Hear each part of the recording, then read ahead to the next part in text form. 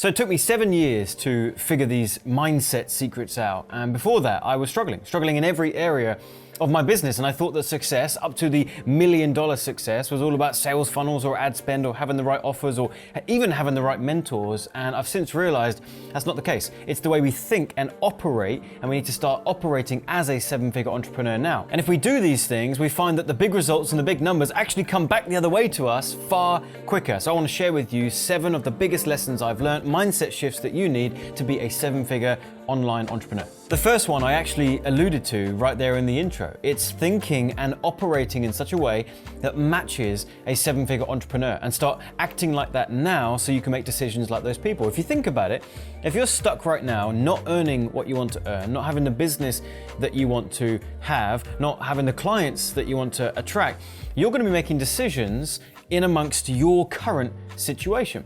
Someone else who owns and operates a 7 or even an 8-figure online empire is not going to be making decisions like you. They're making decisions from a completely different place. And so what if we could skip the queue? What if we could start to figure out how these people think and start to bring that decision-making process back to our current situation? We might be able to make better decisions right now. So there's a couple of things that you could do. First, go out there and find all the people in your industry that are doing bigger and better things than you currently are, and study them, follow them. I'm talking about get to know them personally. Don't just look at their sales funnels and their online advertisements, but go and follow their Instagram, go and follow their Facebook, their LinkedIn.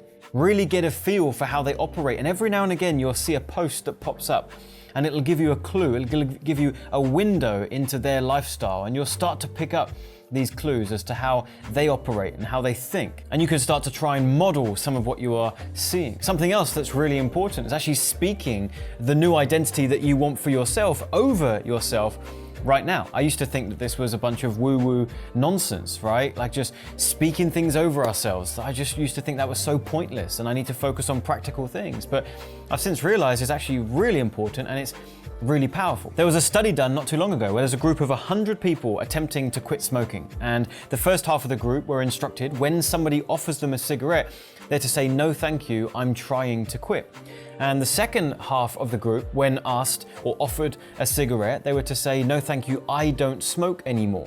Now, the second option, the latter option, was them speaking their new identity into existence. I don't smoke anymore, that's not me. Whereas the first group are still smokers who are trying not to smoke. And the results were pretty fascinating. The majority of the people in the first camp, still smokers trying to stop, continued to smoke, whereas the other people who spoke their true identity, their new identity into existence, had a much higher success rate purely because of the words out of their mouth and the identity that they were speaking over themselves. The second mindset shift that you need is to stop trying to be one coach to everyone and attempting to attract anyone with a pulse and a credit card. When we are first starting out in business, there is a temptation to do so.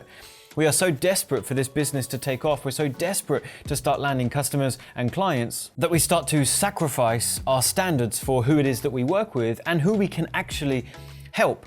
And so we start to go down this path of just willing to accept anyone as a customer or a client if they are interested in your services and have the money to invest, whether they were actually a good potential client or not. And if you go down this path and you start allowing people into your program that really shouldn't be there, firstly, you're going to find it hard to generate sales anyway, because if you're not specific and you just go out to a very broad market, then you're very vanilla and no one's really paying attention to you. But even if it worked and you started landing a couple of customers, you've got the wrong people in that program, they shouldn't be there, it will have a knock-on effect. A knock-on effect for your motivation, because those clients are now not getting results because they shouldn't have been there in the first place.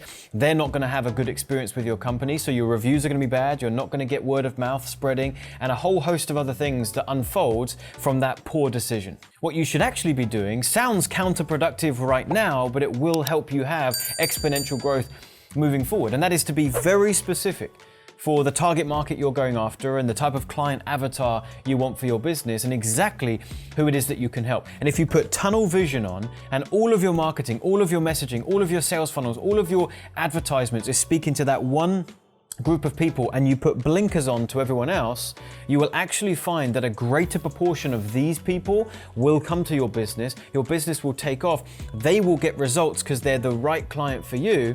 Now word of mouth will spread, momentum will build, and you'll find you'll actually scale your company far quicker. The third thing is this: we as entrepreneurs create something and we are excited about getting out there into the world, and sometimes we put an unhealthy expectation on that thing that we are launching. We put it out there online in the form of an online course or a coaching program or a service, whatever the case may be, and we work so hard building up to that launch moment that we put a lot of pressure on that first launch actually working.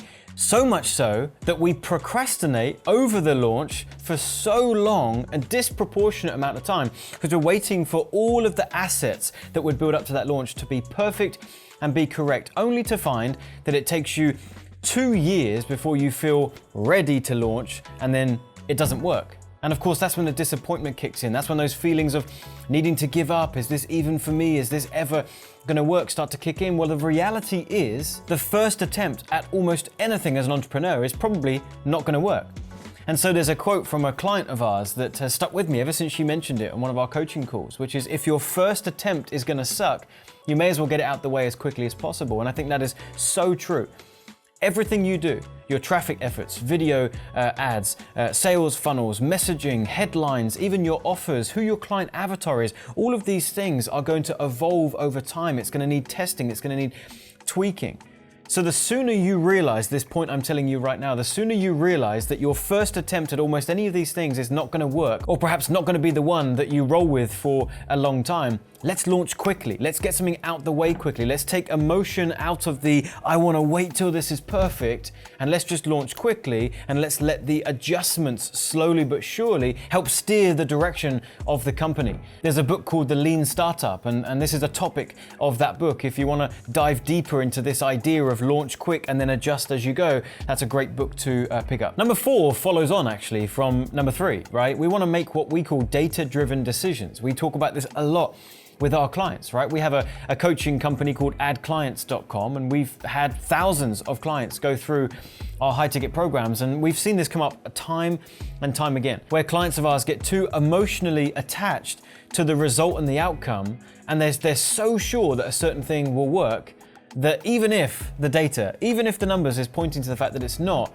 they're so sure that their gut feeling was right. Now, there are lots of times and areas in business where you have to go with the gut feeling. If you're hiring a certain person, right? Yes, we need to look at the evidence on the paperwork that's come through, but ultimately we're going to make a gut feeling on the person. But there are other areas of business, like advertising and marketing, where we have data at our disposal. We launch an ad campaign and it can be very, very clear to us if it's working or not, just based on the numbers. We don't need a gut feeling to make a best decision. We can literally look at an ad campaign and say, has it been profitable or has it not? So if you want to be successful and if you want to scale your business to 7-figure levels and beyond, you must take emotion out of your decision-making process when it comes to your marketing, and you need to instead follow the data and make data-driven decisions. And this will actually add to the stability of your business in its journey to scale, right? Because now if we take emotion out of your decisions, then irrespective of whether you're having a good day, a bad day,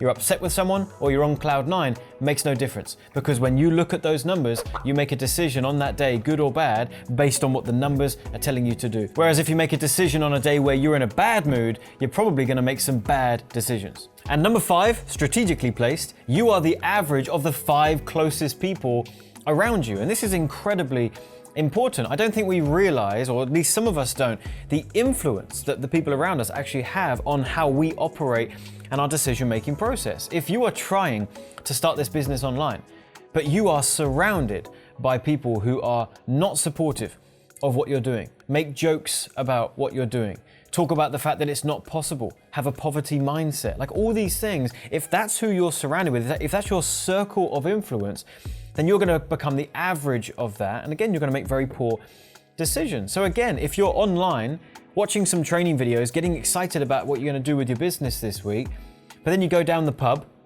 or you go out for dinner with your friends that don't understand this world, have zero interest in it. In fact, they just think it's a fad or it's a scam. And that's the conversation around the dinner table. It's going to bog you down, it's going to demotivate you, and it's going to start to rub off on you as well. So now let's look at an extreme example the other way. Let's say you're online, you're looking at training on what you're going to do with your business this week, but then you go out to dinner with 5 millionaires, and the conversations are around what they're doing that's so successful right now, how they're thinking, how they're operating, you're probably going to leave that dinner table better equipped than the first option. Now, don't hear what I'm not saying. I don't find being ruthless with your relationships is the key. I have lots of friends of mine that I love and care for dearly that are not entrepreneurial. And that's absolutely fine. It makes no odds to me, but I'm just going to be very careful with the voices that I'm listening to when it comes to making decisions in the business, right?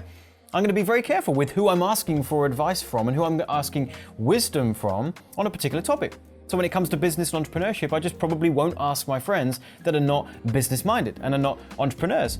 But we're going to go ahead and have a barbecue together and hang out. I'm just going to be conscious of how I'm spending my time and who it's with. Number 6, you must find ways to get shortcuts to skip the queue and get ahead. It's just as simple as that.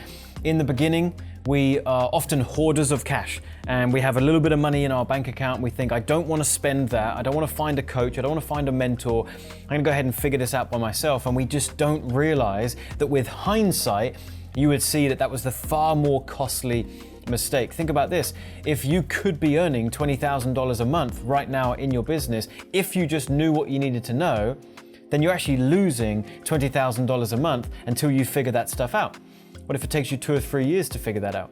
What if we could just hire a coach who could allow us to skip that 2-year learning curve and just give us the answers? That mentorship, if it was $10,000, would pay for itself many times over. So I've had loads of coaches, loads of mentors in my time. In fact, there's never really a period of time that I go in my journey without a mentor or a coach, because every time you hit a certain level of success, now there's another mountain to climb. There's another dragon to slay, and I need to find out from someone else the cheat codes to get past that boss so I can get to the next one. So I'm constantly searching for new coaches and mentors. And number 7 is understanding opportunity cost. And I touched on it in the last point. If you know that as soon as your business has the answers that it needs to succeed, you would be earning, let's say, $20,000 per month. And if your learning curve was going to be 12 months, then that's $240,000 for that year in missed opportunity if you could have just figured out the answers to those problems that you had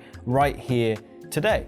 So then every month that goes by that you don't learn the skills required to get your business to that $20,000 a month, you are flushing $20K down the toilet. So if you could hire a coach even for $20,000 and they could get you to that goal even 1 month earlier, that coach would have paid for themselves. Now it might take you far longer than the 1 year. Now we can take this concept right the way down to even making sure that you're using your time properly. Let's say that you have aspirations to be a 7-figure entrepreneur. And if you follow one of the earlier points that I mentioned, which is we need to start operating and thinking like a 7-figure entrepreneur, do you think a 7-figure entrepreneur would be designing their own logo? Taking hours and hours and hours trying to figure out Photoshop or Canva or some other application to design a logo? Or would they go onto an outsourcing site, pay someone $50 and get a design back in a couple of hours while we can use that time for something else? Think about this. If you could get a logo designed for $20 and you spent 10 hours trying to do it yourself, you've actually just exchanged 10 hours of your time for $20. So the question then becomes, what's the missed opportunity there? Well, what could you have done with that 10 hours? If you had just paid someone $20 to take that task away from you, you've now gained 10 hours. Could you find something else to do with that time that would be worth more to you in the business than $20? The answer is often yes, in which case we need to make sure that we are auditing our time always. Look at the tasks you're doing, look at how you're spending your time, and is there something that's essentially below your pay grade? And you should be outsourcing those tasks to gain your time back and put it into somewhere else, otherwise you're going to fall victim to more missed opportunity. So you now know the 7 mindsets that you must have, but arguably more important than that are the mindsets that you must get rid of if you are falling victim to them right now. There's a video up here, go ahead and click on that, learn what they are, and I'll see you in the next video. If you've enjoyed this video, give me a thumbs up, make sure to subscribe to the channel, and I'll see you in the next one.